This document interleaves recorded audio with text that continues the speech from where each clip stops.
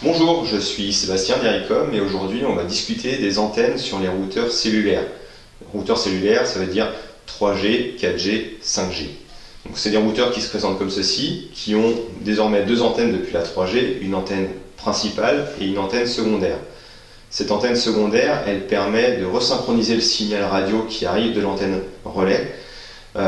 En fonction de l'environnement où vous avez des perturbations, cette deuxième antenne permet de resynchroniser le signal et donc de récupérer l'information potable pour être traitée ensuite.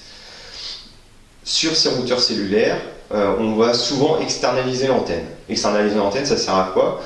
Souvent, on va être en intérieur, dans une application où on va avoir une armoire électrique ou des choses comme ça, et le signal passe assez mal. Alors, depuis la 4G et même maintenant avec la 5G, on a des fréquences qui sont plus hautes dans le spectre. Sur la 4G, on avait la bande des 2600 MHz qui est assez haut dans le spectre et qui permet de moins bien réceptionner le signal en intérieur. En effet, les murs en briques, en parpaing, etc. bloquent le signal et on a une moins bonne couverture en intérieur. Donc souvent, on va essayer d'aller chercher le signal en extérieur avec une antenne externe. Par contre, il y a des règles à respecter sur ce déport d'antenne. On ne va pas déporter de 100 mètres une antenne 3G ou 4G. On va plutôt se baser sur 15 mètres maximum, puisque sinon on aura trop de pertes dans le câble et donc on aura perdu tous nos efforts à tirer du câble pour essayer d'optimiser ce signal.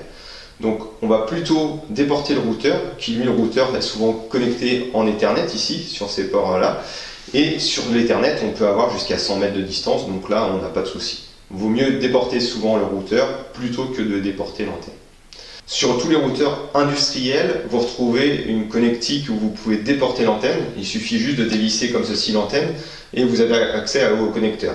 Vous pouvez ensuite brancher n'importe quelle antenne en fonction des bandes de fréquences admissibles par le routeur pour mettre une antenne externe.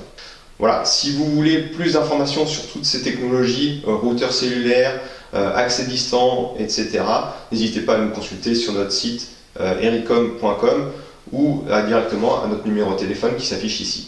Merci, au revoir.